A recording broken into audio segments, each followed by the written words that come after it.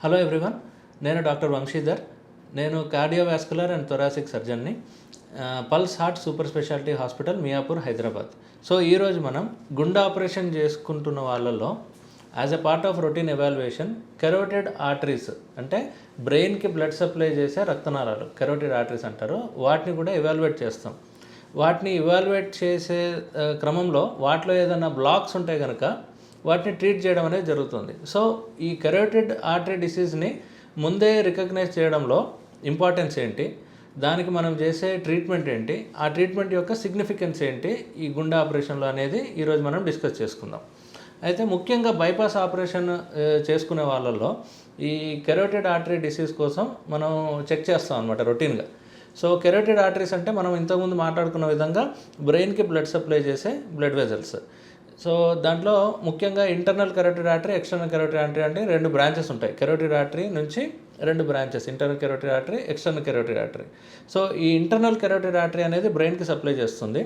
External carotid artery అనేది remaining part of the హెడ్కి blood supply చేస్తుంది. సో ఈ ఇంటర్నల్ కెరోటిడ్ ఆర్టరీలో బ్లాక్స్ కనుక ఉంటే మనకు గుండె ఆపరేషన్ చేసే టైంలో మనకు బీపీ ఫ్లక్చుయేషన్స్ చాలా కామన్గా వస్తూ ఉంటాయి.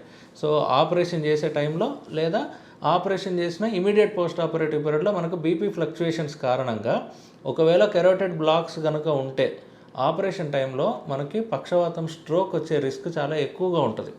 సో ఆ బ్లాక్ ఎంత పర్సంటేజ్ ఉంది అని తెలుసుకోవడానికి మనం కెరోటిడ్ ఆర్టరీ డాప్లర్ అనేది చాలా కామన్గా ప్రీ ఆపరేటివ్ ఎవాల్యుయేషన్లో చేస్తాం అన్నమాట. సో కెరోటిడ్ ఆర్టరీ డాప్లర్లో మనకు వెలాసిటీస్ పెరగడం కానీ లేదా కెరోటిడ్ బ్లాక్స్ 70% కంటే ఎక్కువ ఉంటాయి కానీ దాన్ని సిగ్నిఫికెంట్ బ్లాక్ అంటారు.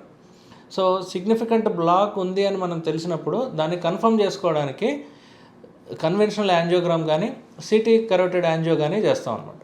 సో కన్వెన్షనల్ యాంజియోగ్రామ్ ద్వారా లేదా సిటీ కెరోటిడ్ యాంజియో ద్వారా మనకి ఈ కెరోటిడ్ ఆర్టరీస్లో, ఇంటర్నల్ కెరోటిడ్ ఆర్టరీలో ఎంత బ్లాక్ ఉంది అనేది మనకు డెఫినెట్గా తెలుస్తుంది అనమాట.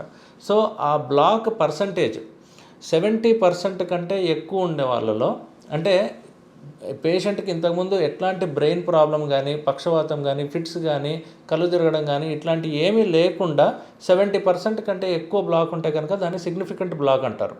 లేదా పేషెంట్కి ఇంతకుముందు పక్షవాతం వచ్చి లేదా ఫిట్స్ అట్లాంటి ప్రాబ్లమ్స్ ఉండి 50% కంటే బ్లాక్ ఎక్కువ ఉన్నా దాన్ని సిగ్నిఫికెంట్ బ్లాక్ అని అంటారు. సో ఈ రెండు సందర్భాల్లో మనకి ఈ గుండె ఆపరేషన్తో పాటుగా ఈ కెరోటిడ్ ఆర్టరీ ప్రాబ్లమ్ని కూడా ట్రీట్ చేయాల్సిన పరిస్థితి ఉంది. సో ట్రీట్మెంట్ ఆప్షన్స్ ఎలా ఉంటాయంటే గుండె ఎమర్జెన్సీని బేస్ చేసుకొని గుండె ఆపరేషన్ వెంటనే చేయాల్సిన అవసరం ఉన్నప్పుడు మనకి కెరోటిడ్ ఆర్టరీ ఎండాట్రెక్టమీ అంటే ఈ surgery, carotid artery surgery plus గుండె ఆపరేషన్ ఒకే సిట్టింగ్లో చేయడం అనేది జరుగుతుంది.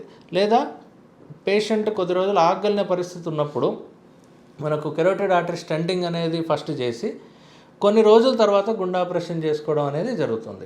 సో ఇవన్నీ మనం ఎందుకు చేస్తున్నాం? కెరోటిడ్ ఆర్టరీలో స్టంట్ కానీ, కెరోటిడ్ ఆర్టరీ ఎండాట్రెక్టమీ కానీ చేసే ఉద్దేశం ఏంటంటే గుండె ఆపరేషన్ చేసేటప్పుడు పేషెంట్కి పక్షవాతం రిస్క్ తగ్గించడానికి చేసే ప్రొసీజర్స్ ఇవన్నీ. సో ఇప్పుడు కెరోటిడ్ ఆర్టరీ డిసీజ్ గురించి, కెరోటిడ్ ఆర్టరీలో ఉన్న బ్లాక్స్ గురించి, ఆ బ్లాక్స్కి గుండె ఆపరేషన్కి సంబంధం ఏంటి అనే విషయాలు మనం ఈరోజు తెలుసుకున్నాం.